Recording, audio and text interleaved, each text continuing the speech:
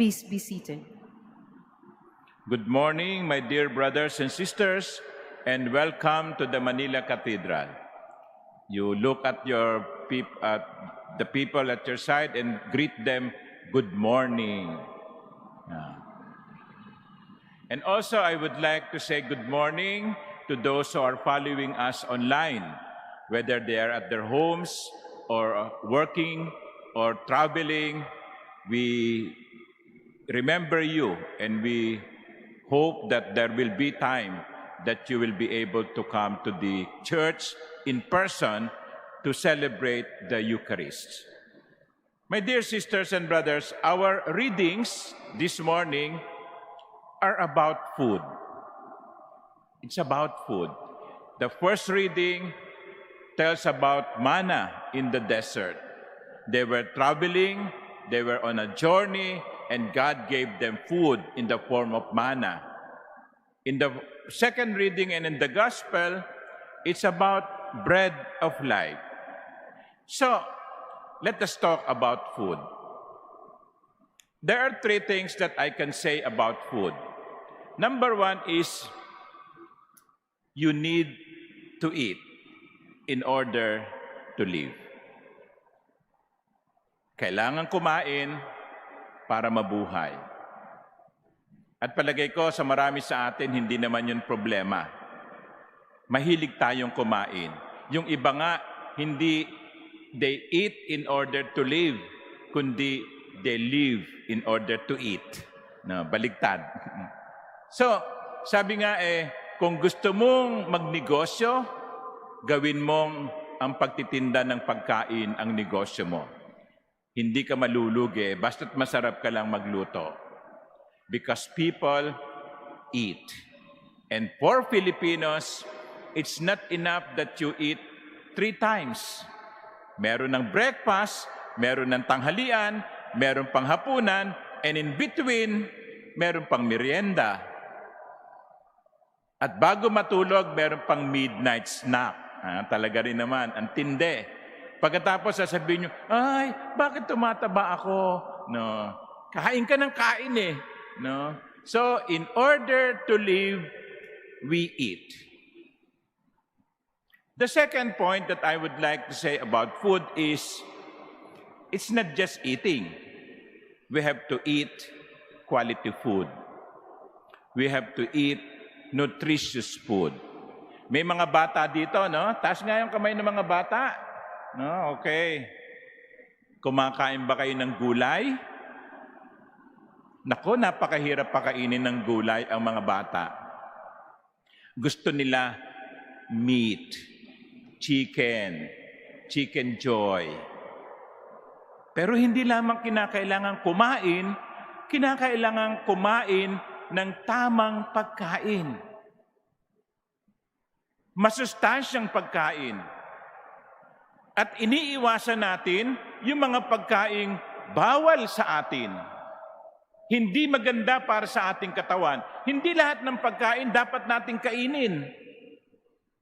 Sasabihin sa iyo ng doktor mo, medyo mataas ang cholesterol number mo bawas-bawas ng red meat. Bawas-bawas ng pagkain ng may taba. Pagkatapos sasabihin mo, Dok, yung pa naman ang masarap yung baka na merong kaunting taba na pag inalog mo parang jelly. Yan. Sige. Hala, banat. Lechon. Ang lutong-lutong ng balat. Napapansin ko, naglalaway yung iba sa inyo, ha? Okay. Pero sasabihin ng doktor mo, bawal yan sa iyo. You know, minsan, iba sa inyo siguro merong gout, no? Welcome to the club, no? Okay? Biglang kinabukasan, ang sakit-sakit nung toe mo, no? Daliri mo sa paa, tatanungin mo, ano ba yung huli kong kinain? Yan. Ano ba yung trigger food? So yung mga bagay na yon, kahit masarap, iniiwasan. Sapagkat hindi lamang dapat kumain, dapat ding kumain ng masustansyang pagkain. Masarap ang cake, pero mabubuhay ka ba sa cake lang? Masarap ang lechon, pero papatayin ka niyan. So we need to eat in order to live, number one. We need also to eat quality food. At pangatlo, what we eat should be seen in the effect of it in our body. In other words, kapag kumakain ka, dapat nakikita ito sa katawan mo. Lumalakas ang katawan mo, sumisigla ang katawan mo, gumaganda ang balat mo. Kaya kumisan yung mga nanay, magrireklamo yung anak ko, pinakain ko na ng mga masustansyang pagkain, pero bakit ganon? Hindi pa rin tumataba. We expect something, an effect when we eat. Kaya nga, hindi ba kapag may sakit, sasabihin, o kainin mo to, o higupin mo tong sabaw na to para lumakas ang katawan mo. Because when we eat, it is expected that what we eat will have an effect in us. Now, let me put these 3 points vis-a-vis the Eucharist. Number 1, we eat in order to live. We eat the Eucharist in order to have eternal life. That is very, very clear in the gospel. Towards the end, Jesus said, whoever eats this bread will live forever. Hindi lamang mahabang buhay, kundi buhay na walang hanggan. Ang kumakain ng katawan ni Kristo ay hindi lamang magkakaroon ng mahabang buhay. Kasi yun namang kumakain ng banal na komunyon, tayo, no? Lahat naman tayo mamamatay eh. But the Eucharist does not promise us life. The Eucharist promises us eternal life. We eat the Eucharist in order to live. Alam nyo, noong year 303, matagal na yun, 303, pinag-uusig ang mga Kristiyano, pinag-utos ni Emperador Diocletian, lahat ng mga Kristiyano patayin, usigin, maliban kung tatalikuran nila ang kanilang pananampalataya. Maliban kung tatalikuran nila si Kristo. Maliban kung ihihinto nila ang ginagawa nilang mga misa-misa. 49 Christians were caught, were made captives, and they were asked to renounce the Eucharist.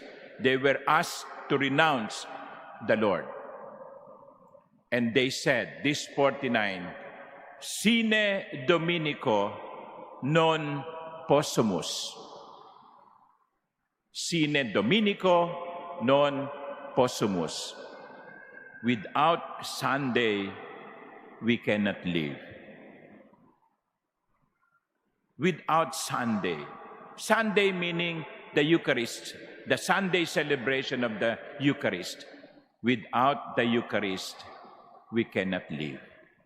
Hindi kami mabubuhay kung wala ang Eucharistia.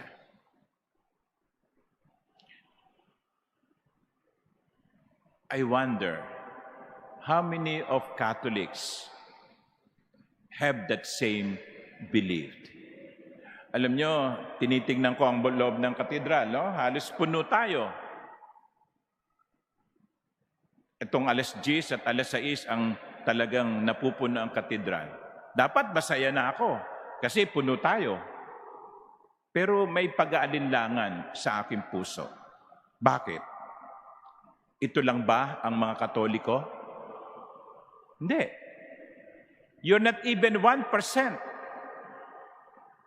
Where are the others? They are somewhere else. Maybe some of them are still sleeping. Bakit? Wala bang kahalagahan sa kanila ang araw ng linggo, parang hindi na nila masasabing kung walang araw ng linggo, hindi kami mabubuhay. Baka yung iba sabi, kung araw ng linggo, pahinga kami, walang pasok. You see, the Eucharist is so essential in our lives that without it, we cannot live. Kaya yung sinasabi ko kanina, hindi lamang dapat pagkain, dapat masustansyang pagkain. Ang sustansyang ito ay ipinibigay ng Eucharistia. When we frequently receive the sacrament of the Eucharist, we are strengthened, especially against temptation. Kung nanamnamin natin ang Eucharistia ang ating tinatanggap, bibigyan tayo ng lakas nito upang paglabanan ang mga tukso. But the last point I would like to emphasize is this: the Eucharist that we receive should change us. The Eucharist that we receive should make us better persons. Di ba? Sabi nga kapag kumakain ka, nakikita to sa iyong katawan. Kapag tayo ba'y tumatanggap ng banal na Eucharistia, nakikita ba ang bunga nito sa ating buhay? Baka naman mga minamahal kong kapatid, linggo-linggo tayo nagsisimba, nagkukomunyon tayo every time na tayo magsimba. Yung iba nga dito, araw-araw pang magsimba, araw-araw pang nagkukomunyon. Nababago ba kayo? Nababago ba tayo ng pagtanggap na ito? Kung dati-rati ay mainitin ang ulo mo, mga mumunting bagay, kinaasaran mo, sa pagtanggap mo ba ng banal na Eucharistia, nababawasan ang iyong pagiging mainitin ng ulo? Dati-rati siguro, tsismoso at tsismosa ka. Nagkakalat ka ng mga fake news. Ang dali-dali mong maniwala sa mga nababasa mo. Hindi ka nag-iisip. At kung minsan, sinasabi na sa iyo ang totoo, ayaw mo pang maniwala. Kung minsan, inaakay ka na sa katotohanan, ipinagpipilitan mo pa rin ang iyong maling paniniwala. Hindi ako babanggit kung anong grupo kayo. Pero, hindi ba't nakakainis? May mga ganon, pinapaliwanagan mo na, pinapakitaan mo na ebidensya, tinuturo mo na ang totoo, pero ipagpipilitan pa ang kanilang tama, ang kanilang paniniwala. At ang iba dyan, nagsisimba linggo-linggo. You see, when we eat the Eucharist, this Eucharist should change us. Alam niyo, kapag kayo kumain, yung ordinaryong pagkain, tinapay, kanin, ulam, hindi ba? Pag ito'y isinubo natin, nilunon natin, nginuya natin, nagiging bahagi ito ng katawan natin. Hindi mo na makikita yung kanin.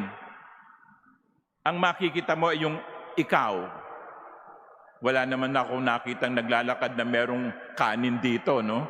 Okay? O merong manok dito. No? Nawala na yon. Naging bahagi na yon ng kanyang katawan. The food has been changed. Sa Eucharistia, baligtad.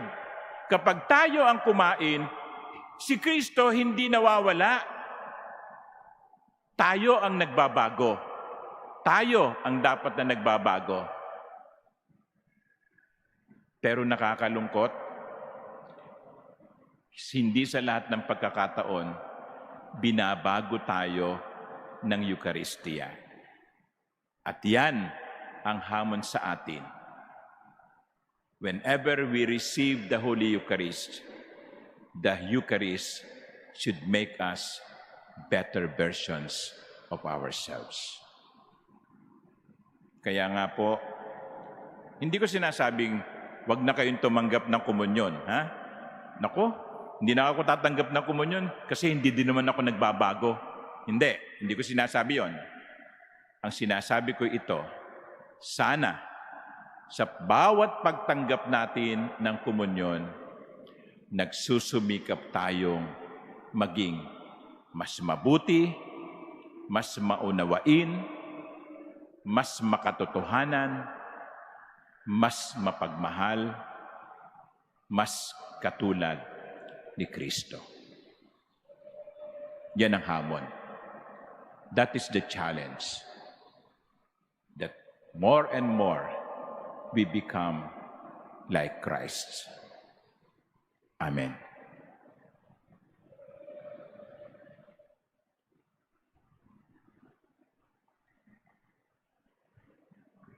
Please stand. I believe in God, the Father Almighty, Creator